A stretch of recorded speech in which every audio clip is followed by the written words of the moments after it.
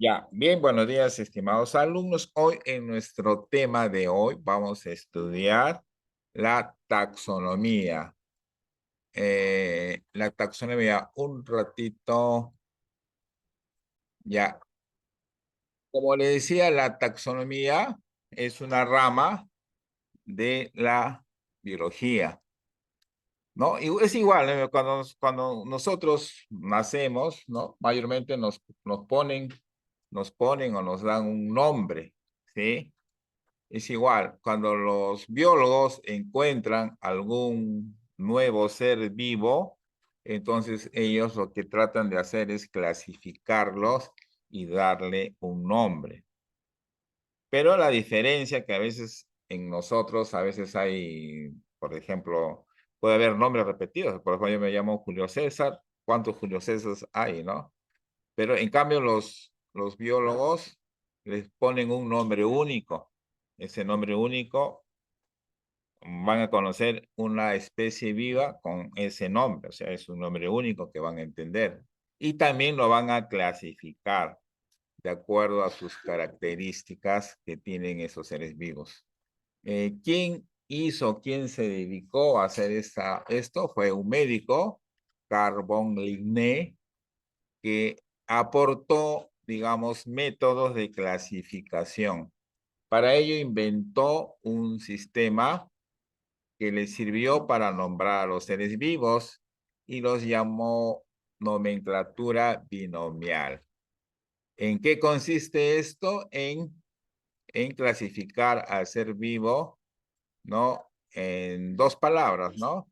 La primera se refiere al género y la segunda a la especie, ¿sí?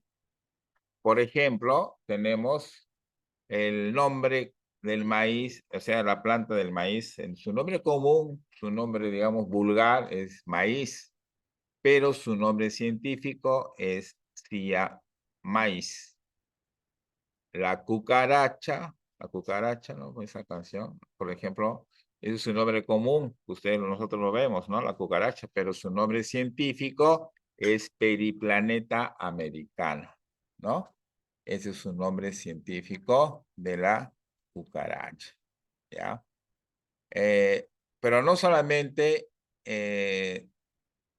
la taxonomía, o sea, esta ciencia, también aporta o nos da otro tipo de categorías, que son jerarquías en los que se agrupan los organismos según sus semejanzas. Por ejemplo, si aplicamos las categorías taxonómicas al gato doméstico, empezaríamos por la categoría más alta, que es el dominio. Ya, dominio. O sea, cuando se va a clasificar los seres vivos, vamos a empezar por la categoría más alta, por lo que está más arriba, ¿no?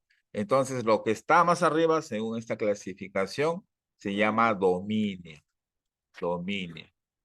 Ahora, ¿en qué consiste eso? Si las células, ¿no? Por ejemplo, tienen núcleo o no tienen núcleo. En este caso, si estamos hablando del gato, ¿no? ¿No? Es decir, si las células del gato tienen núcleo, entonces el dominio al que pertenece este animal es el dominio eucariota, ¿no? Ustedes ya saben, por sus conocimientos de la célula, ¿no? Que ya cuando se habla de células eucariotas, ustedes ya deben de saber de qué estamos hablando. ¿Sí o no? Sí, ¿no? Ya. Entonces ya no es, para ustedes, no es hablar chino cuando le dicen célula eucariota. ¿A qué se refiere? Dentro de este dominio, o sea, mira, mira, del dominio eucariota hay cuatro reinos. Ahí recién entran los reinos que hemos estudiado nosotros anteriormente. El reino protista, reino fungi, plantae y animalia. Por lo tanto, el gato ¿en qué reino estaría? En el reino animalia. Obviamente no va a estar en el reino fungi ni en el reino plantae, ¿no? Sino en el reino animalia. Ahora, dentro de ese reino se encuentra ¿qué cosa? El filium. El filium, es decir, si el organismo tiene columna vertebral, entonces pertenece al filium de los cordados. Y así se va a llegar hasta llegar a la especie. Entonces, mira, digamos, categoría, va a haber otra subcategoría. Entonces ahí uno va a ir clasificando a los seres vivos. ¿Ya? Entonces, hoy, en esta parte, nosotros vamos a aplicar. Entonces, hasta acá ya sabemos qué cosa es de qué se encarga la taxonomía, qué jerarquías tiene, y ahora vamos a estudiar ya específicamente la jerarquía más alta, o sea, los dominios. Ya, eso es lo que vamos a ver, los dominios, ¿no? Por ejemplo, para los alumnos que de repente no me están viendo, pero lo siguiente, ¿no? Acá está una tablita de las categorías, como ejemplo, del gato, ¿no? Su dominio es eucariota porque tiene células eucariotas, ¿no? Eh, o sea, eucariota porque sus células que tienen núcleo, por eso está en el dominio eucariota. ¿Qué reino es? Reino Animalia. ¿Qué filium es? Cordado porque tiene columna vertebral. Dentro de los cordados hay varias divisiones. Una de ellas es que es clase mamífero. ¿A qué orden? Carnívoro. ¿A qué familia? Felinos. ¿A qué género? Felis. ¿Y a qué especie? Felis silvestris. ¿Ya? Ese sería del gato. En su tarea, por ejemplo, ustedes tienen que hacer lo mismo, pero del perro. Ustedes van a averiguar todos esos categorías taxonómicas del perro, ¿no? Claro, del perro. Aunque lo que hemos visto, no, este es del león, perdón, yo dije del gato. Es que ponen acá la figura del gato, será pero en realidad dice que es el león, ¿ya? Lo que les he mencionado se refiere al león, no al gato. Ya, luego tenemos, ahora sí, los dominios, mira, hay dos dominio, dominios, dominios, archeobacteria y eubacteria, ¿ya? Eh, por ejemplo, hay un científico, Carlos Gauss, él clasificó en 3 dominios, arqueobacteria, eubacteria y eucariota. En este último dominio están 4 reinos vivientes: protista, fungi, plantae y animalia. Entonces, vamos a estudiar acá los 2 primeros. O sea, ya saben, cuando hablamos de dominio, va a haber 3 subdivisiones, ¿ya? Arqueobacteria, eubacteria y eucariota, ¿no? Igual. En este último es el que he mencionado como ejemplo, ¿no? Que están los 4 reinos vivientes. ¿Ya? Entonces, también ustedes pueden ayudarse haciendo un mapa conceptual, ¿no? Cómo es que ustedes pueden clasificar, ¿no? Entonces, como estamos hablando de dominio, ya hablamos de 3 dominios. Y ahora vamos a hablar solamente, ahorita empezamos por el dominio arqueobacterias. A ver, ¿qué características tienen? Son seres procariotas y unicelulares, ¿ya? Son parecidos a las bacterias, ¿no? Miden de 0,5 a 5 micras. ¿Tienen forma de qué? De bastones, cocos y espinilos. ¿Cómo se reproducen? Por bipartición. A ver, son las células más antiguas y habitan en zonas extremas, ¿no? Son las células más antiguas, ¿ya? ¿En dónde lo encuentra? Por ejemplo, se ha encontrado este tipo de células, por ejemplo, en fuentes termales, o de esos seres, ¿no? En fuentes termales, en depósitos, mira, muy profundos de petróleo, y a veces también en el estómago de algunos rumiantes, ¿ya? En algunos rumiantes, ¿ya? Esos son los tres ambientes donde se encuentra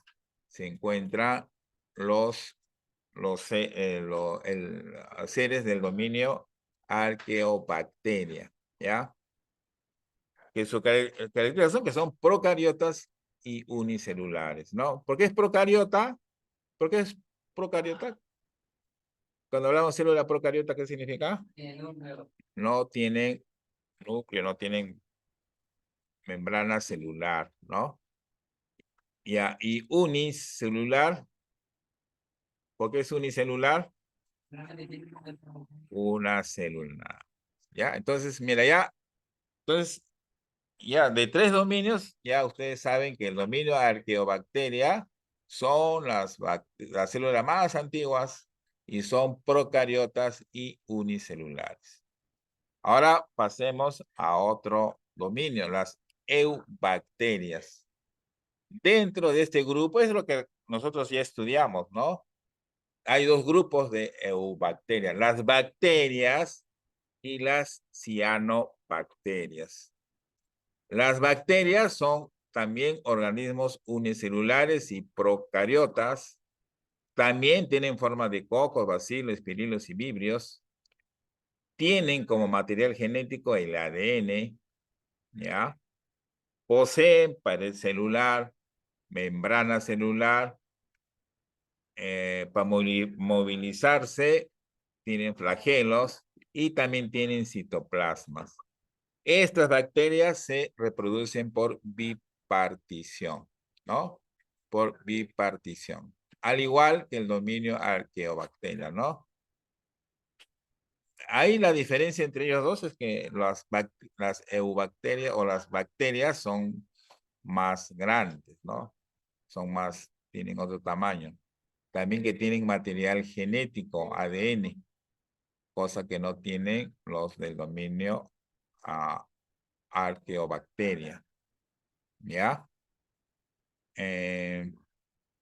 Las bacterias, como ustedes saben, son muy perjudiciales, aunque hay algunas bacterias que son beneficiosas, como la bacteria que hay en el yogur. Las bacterias que sirven para elaborar el vino, ¿no? Para fermentar a la leche y también para elaborar antibióticos. Sí, el yogur es, no, al contrario, pues, claro. Justo en su tarea, en base a la lectura que hay acá en este tema, hay preguntas acerca del yogur, ¿no? ¿Cómo es que como se originó el yogur, por ejemplo, de casualidad se pudo obtener, ¿no? Y es bien antiguo eso, no es.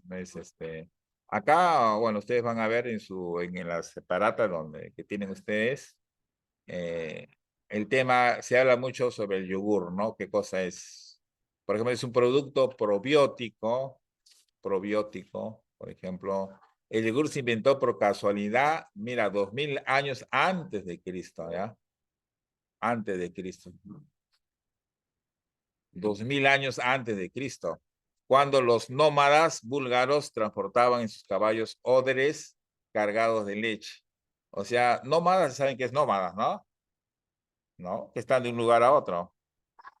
Ya, entonces, como son nómadas, estos transportaban, ¿qué cosa? En sus caballos transportaban leche. Entonces, esos recipientes contenían bacterias, ¿no? Y estas bacterias fermentaban la leche y así dieron lugar al yogur, ¿ya?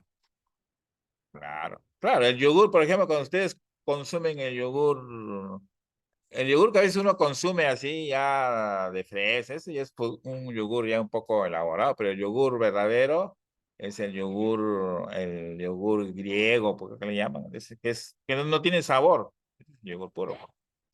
Sí, es el yogur verdadero. Sino que ya para como para que pase, ya le agregan la fruta, ya tiene otro saborcito, pero en sí, es el verdadero yogur. Es más, las mamás antiguas antes hacían su yogur, lo que llamaban leche cortada. O sea, la leche fresca la dejabas ahí, le echabas 2 gotitas de limón y luego se levantaba como una cremita. Eso es lo que lo consumías, hacías tu yogur. Ajá, ya, así, ya ves, pues, así lo hacen, ya ves. Entonces, la palabra yogur, ¿qué cosa es? La palabra yogur es de origen turco y significa como leche coagulada, ¿no? Leche coagulada, ¿no? Y ojo, y nosotros tenemos bacterias que son beneficiosas en nuestro estómago. Por eso que a veces tenemos bacterias que son buenas. O sea, todas las bacterias no son malas, ¿no? Hay bacterias beneficiosas, ¿no? Con una de ellas, las que se elabora el yogur, el vino, ¿no? Otro para fermentar leche, etcétera, etcétera. Queso no es tanto bacteria, ¿no? En ese ya dejan, creo, otro proceso es el queso. También, si quieres de la grasa, pero o sea, de la grasa de la leche. Ya, mantequilla, pero una cosa es mantequilla y otra cosa es margarina. Ya, margarina es de origen sintético, o sea, no lo hacen de la leche, sino simulan la leche y de ahí sacan la margarina. Por ejemplo, la margarina, ¿cuál es la diferencia entre margarina y leche y mantequilla? La la mantequilla se pone dura cuando tú estás en el frigider, ¿sí o no? En cambio, la margarina no se pone dura, ¿no? O sea, la margarina, o sea, claro, la pones ahí, pon la mantequilla, dicen mantequilla manti, eso no es mantequilla, sino es margarina.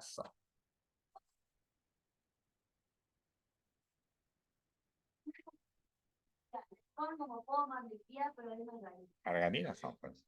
Eso, antes se utilizaba eso para hacer tortas, postres, no para consumo así como mantequilla, sino como es más barato, más cómodo, ya, en cambio, ya, ya,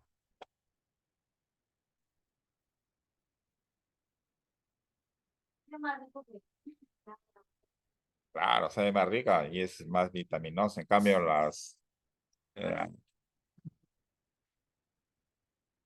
es más, mira, si tú haces un experimento, por ejemplo, tú agarras la margarina, ponla en el ambiente y pon mantequilla en el ambiente, las moscas no se van a acercar a la margarina, se van a acercar a la mantequilla. O sea, cuando ya está malo, por decir, está en el ambiente, o sea, la mosca no le va a tirar, como dice, a la margarina no le va a hacer caso, sino se va a ir a la mantequilla.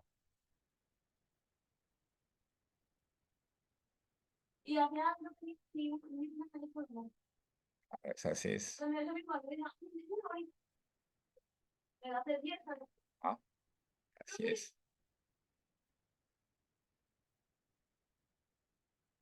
No, claro, es porque tiene por sus componentes naturales, pues.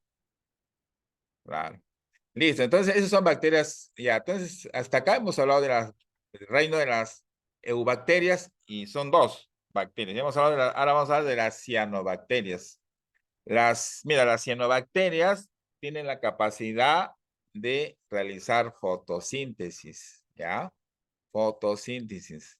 Ese se les designaba antes algas verdes azuladas o cianofitas. Entonces, las cianobacterias pueden realizar fotosíntesis, ¿no? Pueden realizar fotosíntesis, ¿ya? Entonces, mira, ves, brevemente acá está, o sea, es fácil, o sea, ahorita se ha estudiado solamente, hemos dicho que el dominios son 3 dominios, según la clasificación hay 3 dominios, arqueobacterias, eubacterias y eucariota, ¿no? En la arqueobacteria están 2 grupos, las bacterias y las cianobacterias. Y en el dominio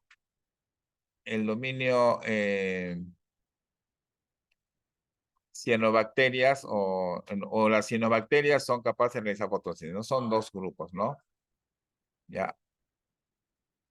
O sea, en arqueobacteria hay dos subdivisiones, ¿no?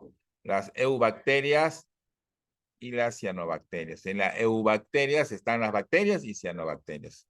Ustedes pueden hacer un mapa conceptual y van a ver ahí todo, ¿no?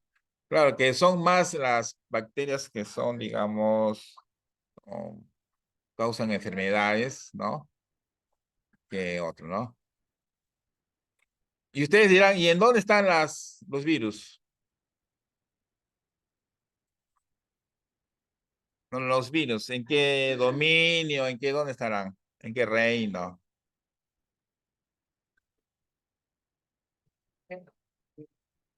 Dominio. Los virus no son considerados seres vivos, por lo tanto no pertenecen a ningún reino, no se les considera seres vivos, ¿ya? A pesar de que a veces se les confunde con las bacterias, no son seres vivos. No se les considera seres vivos porque no cumplen algunas de las características de los seres vivos. Las bacterias, los virus son así como, digamos, tienen que sobrevivir en base a las células, ¿no? Por eso los virus captan o se ponen en las células, ahí es donde producen las enfermedades, ¿no? Listo, entonces ya saben ustedes cuál es la definición. Bien, entonces, esto sería todo por la clase. Entonces, en su tarea, más o menos tienen, casi la tarea les he sacado de la misma separata, así que leyendo esto ustedes lo pueden hacer, ¿no?